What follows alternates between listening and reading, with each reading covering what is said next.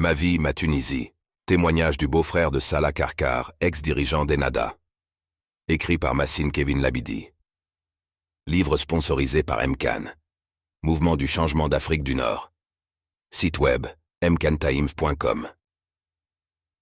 Une enfance chaotique. L'islam et l'arabisation.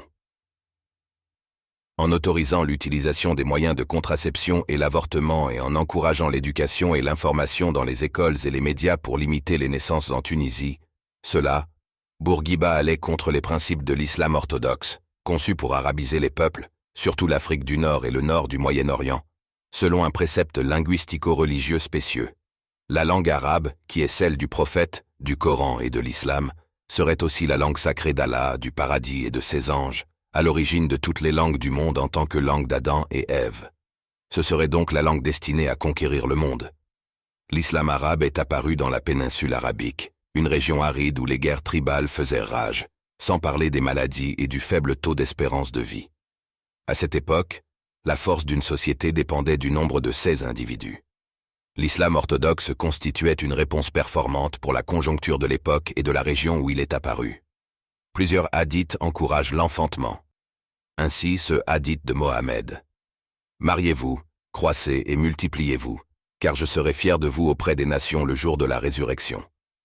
Ce précepte est ancré dans l'inconscient de tout musulman orthodoxe, même s'il ne le connaît pas à la lettre. Engendrer de nombreux enfants est encore aujourd'hui l'un des moyens de l'islam orthodoxe pour se propager. Par exemple en Europe, où multiplier le nombre des musulmans doit lui permettre de devenir majoritaire avec le temps.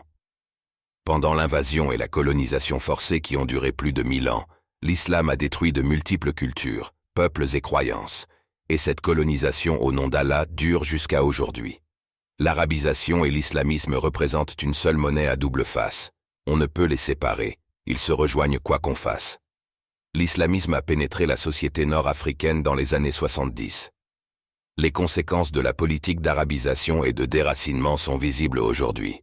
Les populations n'ayant plus d'autre identité que l'islam, le sacré se transforme en distinction identitaire et devient menaçant. L'arabisation générale qui accompagne le développement de l'islam radical et de tout ce qu'il contient de terrorisme physique et intellectuel révèle le véritable objectif de tout cela, l'assujettissement des peuples par le monde arabe.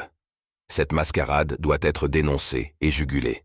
Il faut laisser aux peuples un libre accès à leur histoire, à leur langue d'origine, à leurs us et coutumes pour qu'ils réendossent leur identité, cessent de vivre cette déchirure et retrouvent confiance en eux-mêmes pour participer à l'évolution de l'humanité. Le temps de la léthargie. Je suis né le 4 août 1966, un jour où régnait sur Tunis une chaleur féroce, comme un présage mitigé d'espoir et de crainte. J'imagine que, ce jour-là comme les autres, la clameur des souks, des échoppes d'épices et des jeux d'enfants s'éleva vers le soir dans les ruelles de la Médina, pour se dissiper lentement. J'imagine que la nuit n'a pas peu à peu les mosquées et les maisons blanchies à la chaux, tandis que tout là-haut, un océan d'étoiles cristallines inondait le ciel. J'étais un enfant mutique et calme. On me raconta plus tard que, dès mon jeune âge, on me trouvait la nuit blottie dans la cour de la maison, à regarder pendant des heures les étoiles, comme le nomade étanche sa soif à la fontaine de l'oasis. À 2 ans, malgré toute l'attention que me portaient ma mère et mes sœurs, je ne répondais toujours pas à l'appel de mon nom. Je ne m'exprimais pas au moyen de mots, et l'on craignait que je ne prenne un grave retard de langage. D'après ce qu'avait dit le médecin de famille à ma mère, je souffrais d'une forme d'autisme. Omizora pratiqua sur moi ses remèdes ancestraux. Tous les vendredis, lors de la prière, elle me faisait tourner 7 fois une clé dans la bouche. Mieux, le jour de l'Aïd el-Kébir, elle récupérait chez les voisins les langues des moutons sacrifiés. Elle les faisait sécher, assemblées en un collier, et en cuisinait régulièrement un plat que je devais manger. Un jour, elle dit à ma mère, « Va chercher un oiseau et enfourne sa tête dans la bouche de ton enfant. Quand l'oiseau aura gazouillé, la langue de ton fils sera déliée. » Ma mère exécuta cette curieuse médecine dans l'espoir que je puisse parler. À 3 ans, je commençais à prononcer mes premiers mots. Ma mère exulta, même si ce que je disais était un assemblage d'unités phonétiques, revenant à intervalles réguliers et progressant selon une logique que personne autour de moi ne comprenait. Cette année-là, alors que je jouais avec ma tortue dans la cour de la maison, je profitais du fait que la porte était restée ouverte pour sortir en suivant la tortue. Quand on constata mon absence, il était déjà trop tard. Aucun de nos voisins ne m'avait aperçu. La panique s'empara de la maisonnée. Ma mère poussait des cris et mes sœurs tournaient en tous sens, incapables de prendre une décision. La confusion régna quelques minutes, chacun se bousculant pour donner son avis. Il fallait garder son sang-froid et s'organiser au plus vite. Finalement, ils se sont partagés en plusieurs groupes pour partir à ma recherche. Une de mes sœurs arriva au bout du quartier de la Médina, près de la route principale où la circulation était intense. Soudain, elle m'aperçut à une quinzaine de mètres, marchant sur le trottoir. « Karim » hurla-t-elle, « viens ici, malheur !» Le ton affolé de ces mots me fit paniquer. D'un bond, je me jetai sur la route, et je fus percuté par une voiture devant ma sœur figée, les jambes comme enfoncées dans le sol. Je saignais énormément, mais j'étais vivant. Dans ce genre de situation, il est recommandé de ne pas tenter de bouger le corps de la personne accidentée et d'attendre les secours. Le conducteur prit un risque énorme en m'installant dans sa voiture pour me conduire à l'hôpital Charles-Nicolle, dans le quartier de Bab Sadoun. À l'hôpital, le médecin fut rassurant. J'avais eu une chance inouïe. Les radios de la tête ne montraient aucune lésion. J'étais un miraculé. Après plusieurs jours en observation, je fus ramené à la maison. Dès lors, ma mère et toute ma famille firent doublement attention à moi. Cependant, le choc subi lors de cet accident prolongea probablement le blocage mental dont je souffrais. Quand j'atteignis l'âge de 4 ans, je ne prononçais toujours pas de mots cohérents. Le médecin de famille conseilla à ma mère de m'inscrire dans une école de sourds-muets, mais elle s'y refusa. Appuyée par une amie qui travaillait dans l'enseignement, elle parvint à me placer dans une école primaire avant l'âge légal. L'institutrice se prit d'affection pour moi et m'aida avec toute la force de son cœur, mais je progressais peu. À l'issue de ma première année scolaire, le directeur de l'école accepta de reconduire mon inscription, mais il l'accommoda d'une réserve. Si je ne progressais pas, il se verrait dans l'obligation de me transférer dans un établissement spécialisé pour enfants sourds et muets. Grâce au soutien de mon institutrice, je m'améliorais nettement et je fus accepté en 2e année primaire. Certes, je commençais à prononcer des mots et à construire des phrases, mais seuls mes proches pouvaient me comprendre. Je me tenais loin de mes camarades, et nul ne cherchait à communiquer avec moi. Le monde dans lequel je vivais n'avait pas de porte extérieure. Je ne me rappelle absolument rien. Je ne me souviens pas de ma première année d'école, ni de ce qu'il s'est passé, et comment j'ai pu passer dans la classe supérieure. Tout cela me fut raconté plus tard par ma mère et mes sœurs. Le chantier de la maison à l'Ariana se poursuivait, non sans péripéties et retards. Le terrain se révéla fort humide, ce qui posait un certain nombre de problèmes pour l'équilibre des fondations. Mon père traînait pour faire avancer les travaux. Je ne sais si c'était par fainéantise ou parce qu'il s'en fichait. Si son comportement s'était quelque peu amélioré, il y avait toujours chez lui un fond d'égoïsme doublé de peur devant les réalités à affronter. En fait, je crois qu'il se fichait de tout, qu'il n'a jamais pu comprendre le sens de la vie et qu'il a constamment refusé de réfléchir à ses actes par crainte d'être obligé de reconnaître ses manques. Bien sûr, cela ne faisait que raviver les disputes entre mes parents. Ma mère aspirait à finir les travaux le plus rapidement possible afin de gagner son indépendance et de pouvoir élever en toute quiétude ses enfants, ce qui était sa seule raison de vivre. La découverte de la conscience. Étant donné que l'être humain peut percevoir le tangible comme une fiction et prendre l'imaginaire pour la vérité, il est déchiré entre le réel et l'irréel. C'est ainsi que mon enfance commença le jour où, à 7 ans, je devins conscient de mon existence. Je me rappelle bien ce moment. Je me trouvais dans une chambre vide et obscure dans la maison de la Médina, chez ma grand-mère. Je sentais mes mains et mes pieds fourmiller comme si je les découvrais pour la première fois. Dans cette confusion entre le réel et l'irréel, j'entendais une voix sans rien comprendre, jusqu'au moment où j'ai pris conscience, je ne sais comment ni pourquoi, que c'était la voix de ma mère et qu'elle m'appelait. Dans un mouvement de panique, je me mis à gesticuler tel un oiseau qui se débat pour sortir de sa cage, me cognant contre les murs. Je mis un long moment avant de repérer la porte. Je courus jusque dans la cour et restai en arrêt devant un amas de paquets et de caisses. Tout autour, les membres de la famille s'agitaient avec un élan que je ne leur connaissais pas. Que se passait-il?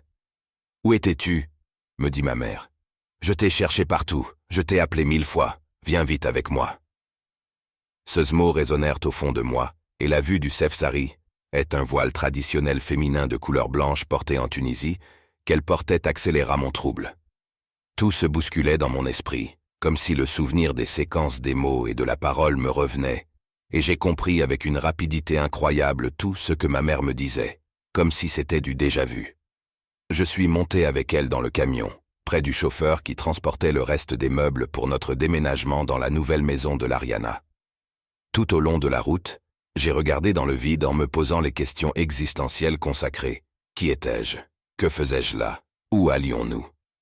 Jusqu'au moment où nous sommes arrivés à la nouvelle maison. Ma mère m'a ouvert la porte du camion et m'a dit d'aller jouer dans le jardin jusqu'à ce qu'on m'appelle pour manger. Je suis sorti en courant, sans trop comprendre ce qu'il se passait autour de moi. Je me suis dirigé au fond du jardin, où j'ai trouvé un grand puits, sur le bord duquel je me suis assis. Je regardais le fond du puits qui reflétait le ciel bleu. Je levais la tête vers le ciel pour le contempler. Puis je baissais la tête pour discerner le fond du puits à travers l'eau transparente. Cette dualité entre le réel et le reflet me faisait me poser encore 1000 questions sur ce monde étrange, et chaque question me conduisait à m'en poser 1000 autres. Je suis resté plus d'1 heure dans cet état, jusqu'à ce que je sente une main me secouer et une voix m'apostropher d'un ton mauvais. « Qu'est-ce que tu fais là? Va rejoindre tes frères pour manger. » Ainsi a commencé ma vie consciente. C'est comme si je n'avais jamais existé auparavant.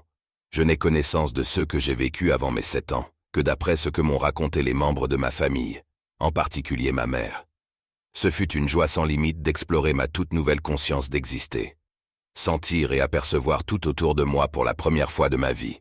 Tout était découverte, exploration, compréhension. Pour la première fois, je prenais conscience de mes 5 sens, je m'intéressais à tout, je cherchais à discerner, à toucher tout, ce qui m'entourait, tout en restant un enfant calme et sans rien montrer en apparence.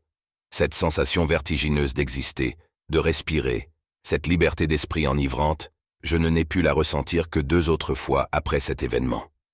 Le 8 décembre 1998, après la mort de ma mère. Le jour où j'ai décidé de quitter l'islam orthodoxe et déclarer haut et fort mon athéisme à ma famille et à mes amis, et le 14 janvier 2011, ce fameux jour où Ben Ali a quitté la Tunisie, abandonnant le pays à son sort, et où je me suis enfin senti libre dans mon pays. Parmi les gens qui m'entouraient, personne ne s'est douté que je ne me souvenais de rien avant l'âge de 7 ans. Personne dans ma famille ne remarqua le changement, sauf ma mère, qui n'arrêtait pas de me dire « Karim, à quoi penses-tu en ce moment ?» Ma réponse était toujours un silence total. Ce n'est qu'à l'âge de 21 ans, après ma sortie de la prison en décembre 1987, que je pus confesser à mes proches cette expérience bouleversante. Voici le texte de cette confession que je leur lus à voix haute. Je suis vraiment heureux d'avoir enfin le courage de raconter cette période douloureuse de mon enfance. C'est un poids considérable d'être privé de mémoire pendant les années les plus formatrices de ma vie. Une chose atroce.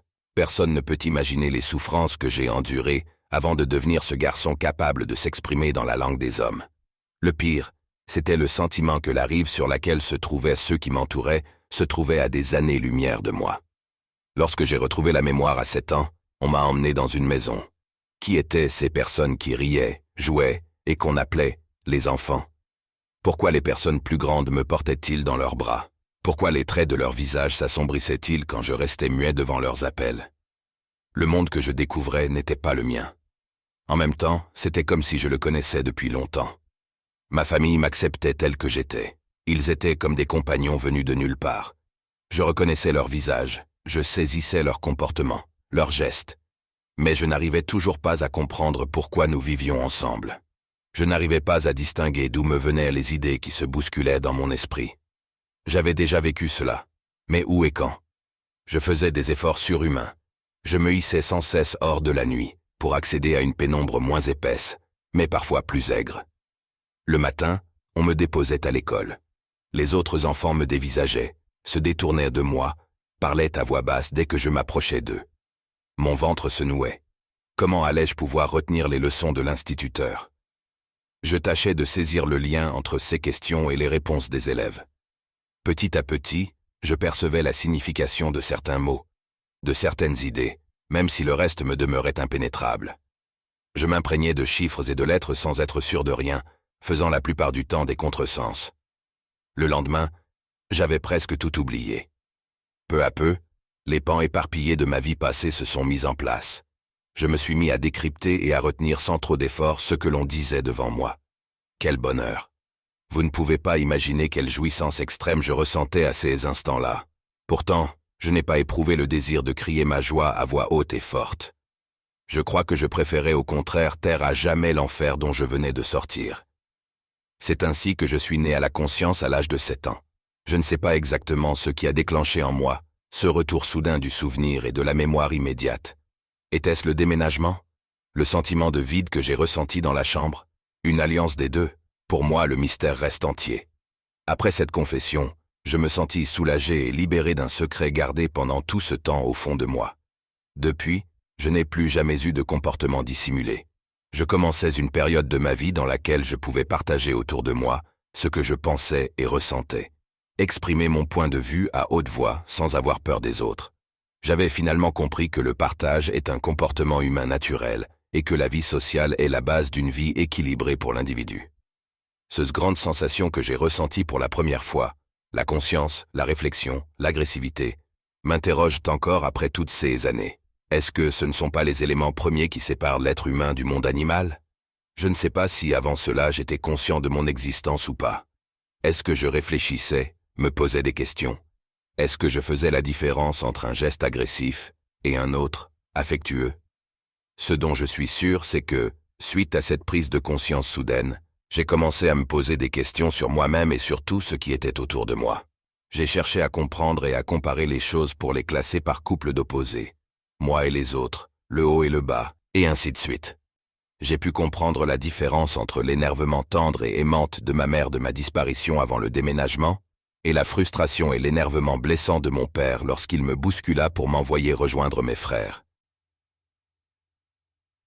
Découvrez Ma vie, ma Tunisie, disponible en format papier et e-book sur lulu.com et amazon.com. Sinon, suivez le livre audio sur la chaîne et abonnez-vous pour recevoir toutes les nouveautés.